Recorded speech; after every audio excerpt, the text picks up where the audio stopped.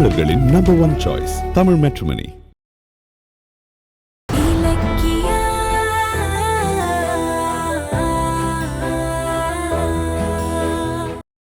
எப்பவுமே என் பிள்ளைய நான் பழி வாங்க மாட்டேன்.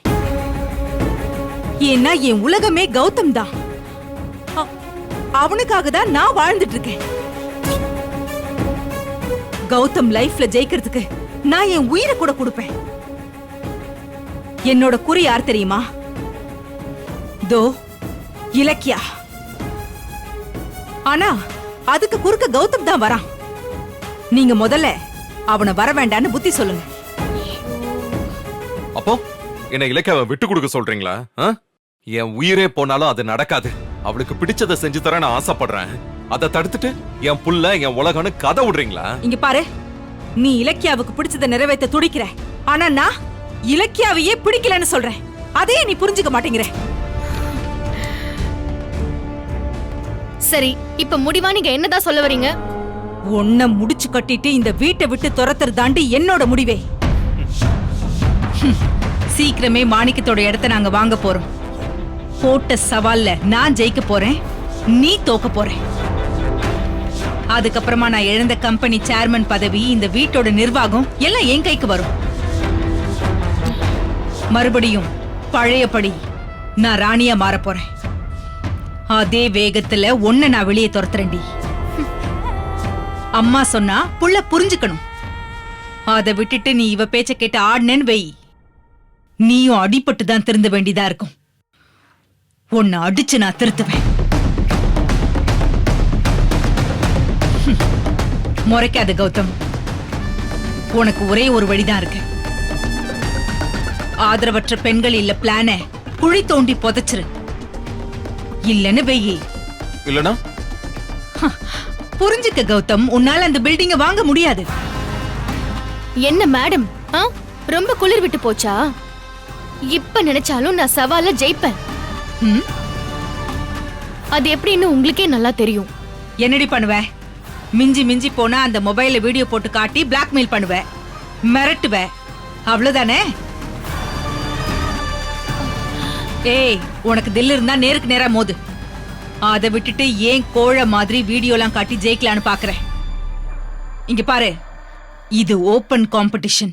நான் களத்துல இறங்கிட்டேன். நீ ஏன் களத்துக்கு வெளியே நின்னு சண்டை போடுற? இறங்கி வா, பாத்துரலாம். ஓ அப்படியா? என்கிட்ட நீங்க சவால் விட்டு நிறைய தடவை தோத்துருக்கீங்க. அதெல்லாம் உங்களுக்கு மறந்து போச்சா? சரி, நானும் நேருக்கு நேராவே மோதுறேன். வர்ற 7ஆம் தேதிக்குள்ள அந்த மாணிக்கத்தோட இடத்த நாங்க வாங்கி ரெஜிஸ்டர் பண்றோம். முடிஞ்சா நீங்க தடுத்து நிறுத்துங்க. மாணிக்கம் இப்ப ஏன் கைக்குள்ள, அப்புறம் எப்படி உன் கைக்கு வரும்? நீ தோக்கதான் போற. பார்க்கலாம் பார்க்கலாம், அதையும் பார்க்கலாம். நல்லா பாருங்க. I am waiting my son. ஏ இலக்கியா, பிளான் பண்ணி என் அதிகாரம், அந்தஸ்து, கௌரவம் எல்லாத்தையும் பிடுங்கி என்ன ஒண்ணும் இல்லாதவளாக்கி மூலையில உட்கார வச்சல்ல. இனி வர்ற நாள நீ எண்ணிக்க. கூடிய சீக்கிரம் நான் இழந்ததெல்லாம் என் கைக்கு கிடைக்க போகுது. அப்ப இருக்குடி உனக்கு. பைரவி,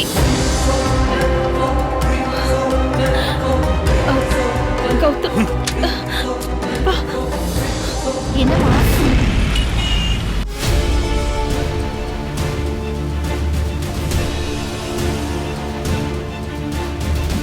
உனக்கு ஒரே ஒரு வழிதான் இருக்கு. ஆதரவற்ற பெண்கள் இல்ல பிளான குழி தோண்டி புதைச்சிரு.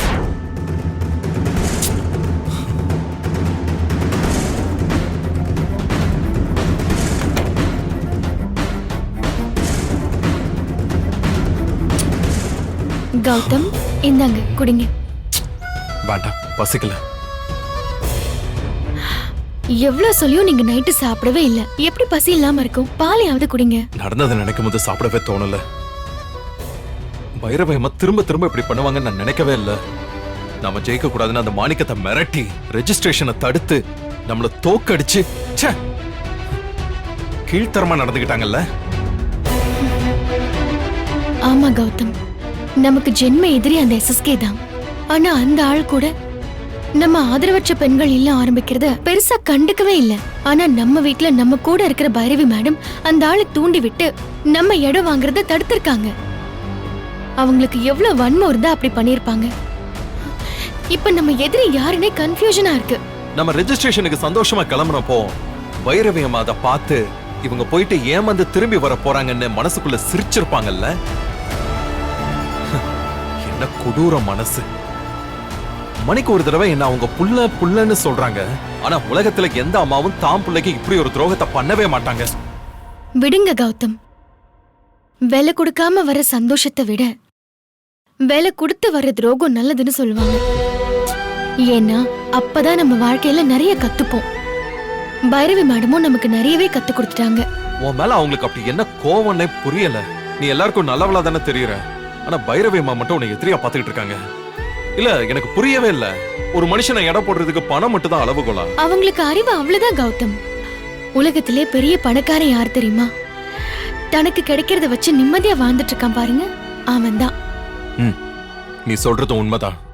உன் மனசுக்கு முன்னாடி பைரவி அம்மாவோட பணம்லாம் கால் தூசு கூட ஆகாது. ஆனா என் வருத்தெல்லாம் என்னன்னு தெரியுமா? நம்ம போட்ட சவால்ல நம்ம தோத்துருவோமோன்னு தான். நம்ம எதுக்கு தோக்க போறோம்? நம்ம தான் நிச்சயமா ஜெயிப்போம். அந்த இல்லம் இப்போ என்னோட கனவு மட்டும் இல்ல, அதுல உங்களோட கௌரவமும் அடங்கி இருக்கு. எப்பாடுபட்டாவது நம்ம ஜெயிச்சு ஆகணும் கௌதம். ஒரு கெட்டது செய்யற பைரவி மேடம் இவ்வளவு வேகமா இருக்காங்கன்னா 4 பேருக்கு நல்லது செய்ய நினைக்கிற நமக்கு எவ்வளவு வேகமும் துடிப்பும் இருக்கும். அது மட்டும் இல்ல, இதுல மட்டும் நம்ம தோத்துட்டோம்னு வைங்க, பைரவி மேடம் மறுபடியும் அதிகாரத்தோட ஆட ஆரம்பிச்சிடுவாங்க. அது நம்ம குடும்பத்தோட நிம்மதிக்கே ஆகாது. அவங்க எவ்வளவு சதி பண்ணாலும், எத்தனை எஸ்எஸ்கேவோட கூட்டு சேர்ந்தாலும், நாம நினைச்ச மாதிரி அதே மாணிக்கத்தோட இடத்துல ஆதரவற்ற பெண்கள் இல்லத்தை நம்ம ஆரம்பிக்கிறோம்.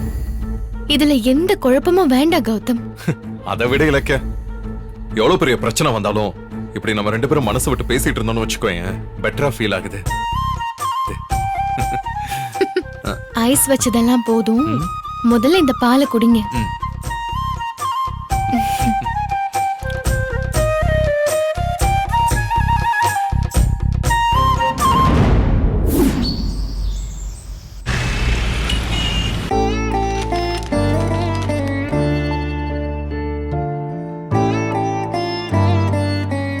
அத்தை, காஃபி எடுத்துக்கோங்க.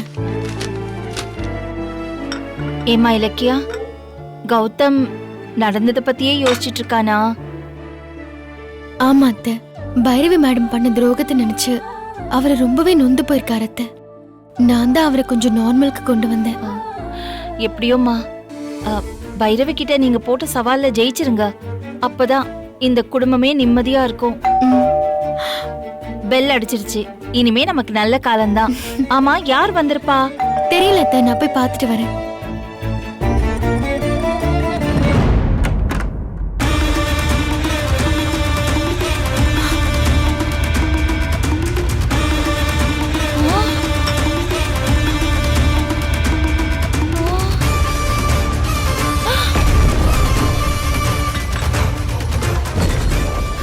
ஏய், நீயா? நீ எதுக்கு இங்க வந்த? என்ன கேள்வி இது? புருஷன் வீட்டுக்கு எதுக்கு வருவாங்க? வாழறதுக்கு தான். ஏய், யார் உனக்கு புருஷன்? கார்த்திக் ஒன்ன அப்பவே தலை முழுகிட்டான். மரியாதையா கிளம்பி போ, கிளம்பு. அது என் கார்த்திக் சொல்லட்டும். ஆமா, வீட்டுக்கு வர மருமக வலது கால வச்சுதானே உள்ள வரணும். இப்ப வரேன் பாருங்க.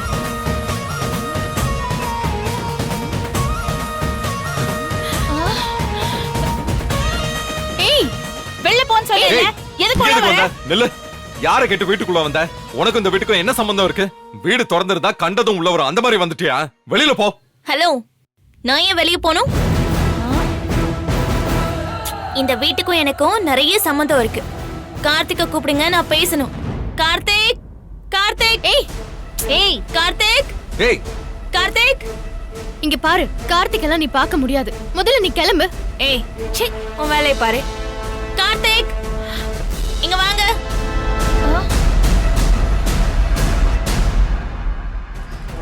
ஏய், போ சொல்றான். எதுக்கு நீங்க வந்த? உன்னை யார் உள்ள விட்டது? வெளியே போ முதல்ல. கார்த்திக், நான் என்ன சொல்ல வரேன்னு பேசாத. போன்ல சண்டை போட்ட, ஆபீஸ்ல வந்து மிரட்டின, அதெல்லாம் பத்தாதுன்னு இப்ப வீட்டுக்கே வந்துட்டியா? பாரு, உன் காலே இந்த வீட்டுல படக்கூடாது. உனக்கு ஒரு நிமிஷம் டைம் தரேன். மரியாதையா ஓடி போயிடு. இல்லனா இந்த விஷயத்துல நான் கொலைகாரனா மாறிடுவேன். போக முடியாது. நான் எதுக்கு போகணும்? உங்களை காதலிச்சு கல்யாணம் பண்ணிருக்கேன். இந்த வீட்ல வாழறதுக்கு எனக்கு எல்லா உரிமையும் இருக்கு. நான் இங்க தான் இருப்பேன். என்னடி சொன்ன? வேணாம்டா, வேணாம். கார்த்திக், பேசாம இருடா. வச்சிருவேன். ஏய், என்ன பிரச்சனை பண்ண வந்திருக்கியா நீ? நீ செஞ்ச தப்புக்கு அன்னிக்கே இனி எனக்கோ கார்த்திக்கோ சம்பந்தம் கிடையாதுன்னு பேப்பர்ல எழுதி கையெழுத்து போட்டு கொடுத்து போயிட்டல. அப்புறம் எதுக்கு நீ அன்னைக்கு அப்படி கையெழுத்து போட்ட? கையெழுத்து போட்டா எல்லாம் முடிஞ்சு போயிடுமா? ஏய், அன்னைக்கு நீங்க எல்லாருமே என்ன பேச விடாம சண்டை போட்டீங்க. பிரச்சனை வேணா நீங்க அம்மா சொன்னதுனால நானும் சைன் பண்ணிட்டு அப்படியே போயிட்டேன். அதுக்காக நான் கார்த்திக் பொண்டாட்டி இல்லைன்னு நீங்க சொல்ற அளவுக்கு அப்படின்னு நான் தப்பு பண்ணேன்? என்ன அஞ்சலி இது? கொஞ்சம் கூட கூச்சம் இல்லாம இப்படி நான் என்ன தப்பு பண்ணேன்னு கேக்குற? வயித்துல குழந்தை சுமந்துட்டு இருக்கேன்னு சொல்லி எங்க எல்லாரையும் ஏமாத்தினது பத்தலையா? ஒரு பொண்ணு வந்து தம் புருஷன் கிட்ட நான் உண்டா இருக்கேன்னு சொல்றதுக்கு அவ்வளவு காத்துட்டு இருப்பா. ஆனா நீ உன் புருஷன் கிட்டயே நான் உண்டா இருக்கேன்னு ஏமாத்தி இருக்க. நானே என் பேர குழந்தைய பாப்பேன்னு எவ்வளவு ஆசையா இருந்தேன் தெரியுமா? இப்படி அபாண்டமா பொய் சொல்லிட்டு எல்லாத்தையும் நாசம் பண்ணிட்ட. என்ன தப்பு செஞ்சேன்னு கூச்சம் இல்லாம சொல்ற? பொய் சொல்லிட்டேன்னு அதையே சொல்லிட்டு இருக்காதீங்க. நான் பொய் சொல்லியாவது உங்களை சந்தோஷப்படுத்தினேன். இங்க நிக்கிறாளே உங்க மூத்த மருமக, இவ்வளவு வீட்டை விட்டு எப்ப துரத்த போறீங்க? ஏய், இன்னொரு முறை இலக்கியாவை பத்தி தப்பா பேசினா வாயை கிழிச்சிருவேன் சொல்லிட்டேன். நீயே ஒரு ஃப்ராடு, ஃபோர்ஜரி, மத்தவங்கள குறை சொல்லிட்டு இருக்க. நீ மறுபடியும் என் தம்பி கூட வாழலான்னு கனவு கூட காணாத. இது நடக்கவே நடக்காது. சீக்கிரம் டைவர்ஸ் நோட்டீஸ் உன்னை தேடி வரும். கிளம்பு முதல்ல. பெரிய யோகி சிகாமணி மாதிரி பைய தூக்கிட்டு புறப்பட்டு வந்துட்ட. முதல்ல வயித்துல ரெட்டை குழந்தை இருக்குன்னு ஏமாத்தின. இப்ப என்ன சொல்லி ஏமாத்த போற? போடி வெளிய. போமாட்டேன். இது ஏன் வீடு. நான் இங்க தான் இருப்பேன். நான் வெளியில போய் சோத்துக்கு கஷ்டப்படணுமா? கல்யாணம் பண்ணி வீட்டுக்கு வந்த மருமகளை பாதியிலேயே துரத்தி எடுப்பீங்க. நான் வெளியில போய் சோத்துக்கு திண்டாடணுமா? முடியாது, முடியவே முடியாது. என் கழுத்துல கார்த்திக் கட்டின தாலி தொங்குது. கார்த்திக் தான் என் புருஷன், நான் தான் அவர் பொண்டாட்டி. ஏய், பாத்தீங்களா என்ன பேசுறானு? இவள அடிச்சு கொல்லாம விட மாட்டேன். அதெல்லாம் பண்ணிட்டு டார்ச்சர் பண்றதுக்கு வந்து நீ வெளியில நிறுத்துங்க.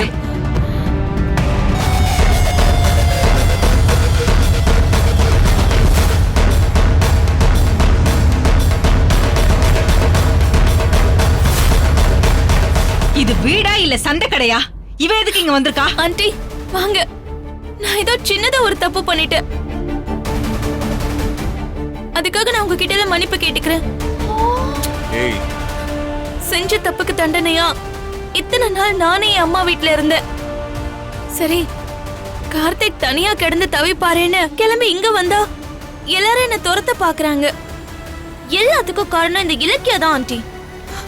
இவதான் கார்த்திக் கிட்ட இருந்து என்ன பிரிச்சு என் வாழ்க்கையை அழிக்க பாக்குறா. ஏய், இங்க பாரு, சும்மா நடிச்சிட்டு இருக்காத. ஆரஞ்சு பல்லெல்லாம் உடைச்சிருவேன் பாத்துக்கோ. ஏய் இலக்கியா, நான் தான் பேசிட்டு இருக்கேன்ல, நீ எதுக்கு சும்மா குதிச்சிட்டு இருக்க? அமைதியாயிரு. ஆண்டி, இந்த வீட்ல தன்னை எதிர்க்கிற ஒவ்வொரு ஆளையும் இலக்கிய காலி பண்ணிட்டு இருக்கா. முதல்ல நான், அப்புறமா நீங்க. நீங்க என்ன நிலைமையில இருந்தாலும் என்ன பொறுத்த வரைக்கும் நீங்க தான் இந்த வீட்டோட தலைவி, இந்த பிசினஸ் சாம்ராஜ்யத்தோட ராணி. எந்த முடிவையும் நீங்க தான் ஆண்டி சரியா எடுப்பீங்க. என் பிரச்சனைக்கு நீங்களே ஒரு முடிவெடுங்க ஆண்டி, ப்ளீஸ்.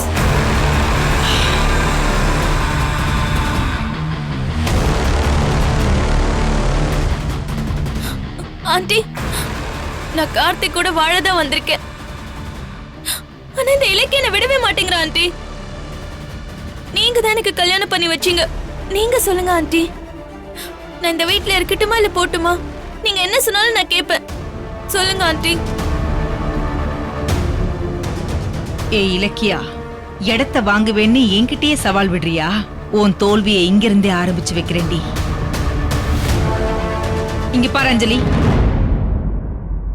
நீ எங்கேயும் போக வேண்டாம், இங்கேயே இரு. என்னது? ஏய் பைரவி, என்ன பேசிட்டு இருக்கீங்க நீங்க? யார கேட்ட அஞ்சலி இங்க இருக்க சொல்றீங்க? அவ இந்த குடும்பத்துக்கே பெரிய துரோகம் பண்ணியிருக்கா. இவள யாருக்குமே இங்க பிடிக்கல. இவ இந்த வீட்ல இருக்க கூடாது. முதல்ல துரத்துங்க. எனக்கு கூட தான் உன் பொண்டாட்டிய பிடிக்கல, அதுக்காக அவளை நீ துரத்திடுவியா? பைரவி, என்ன பேசிட்டு இருக்க நீ? சும்மா ஏட்டிக்கு போட்டியா பேசிட்டு இருக்க. நீ பண்றதெல்லாம் அநியாயம். அவளை வெளியில போ சொல்லு.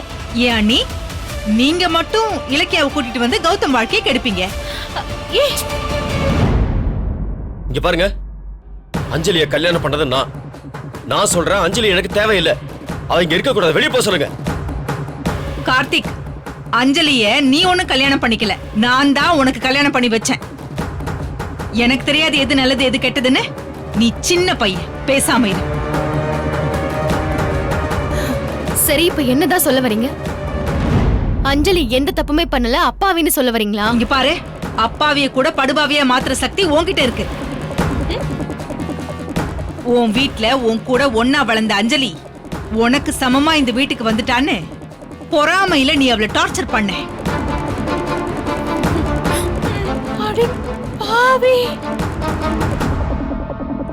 அவ சின்ன பொண்ணு, என்ன பண்ணுவா?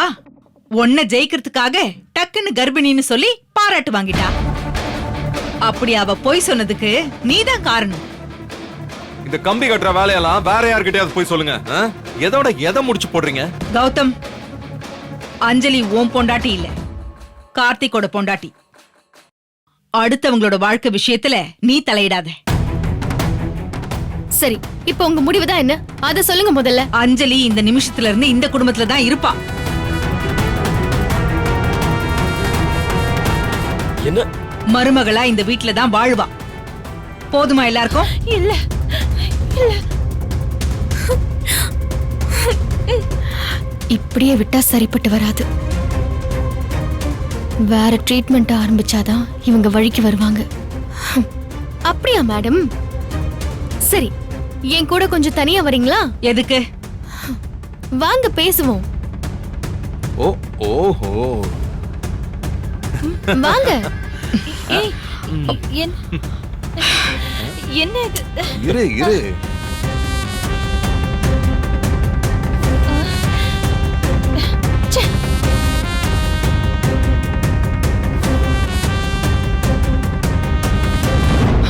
என்ன சொல்லு?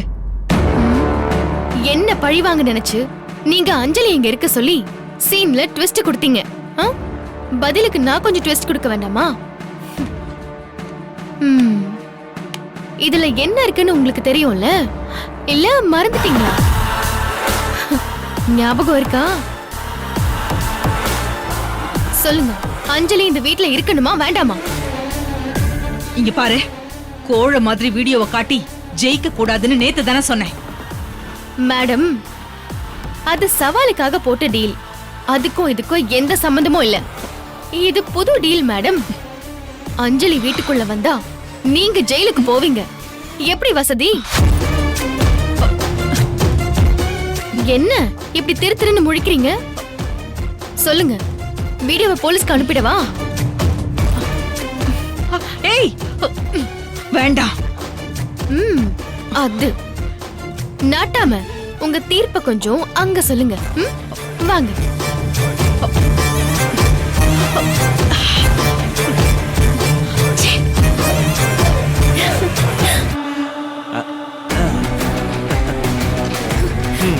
தேங்க்ஸ் ஆண்டி, எனக்கு மறுபடியும் வாழ்க்கை கொடுத்துட்டீங்க. நான் என்னைக்குமே உங்களை மறக்க மாட்டேன் ஆண்டி. நான் கார்த்திக் ரூமுக்கு போறேன். நில்லு.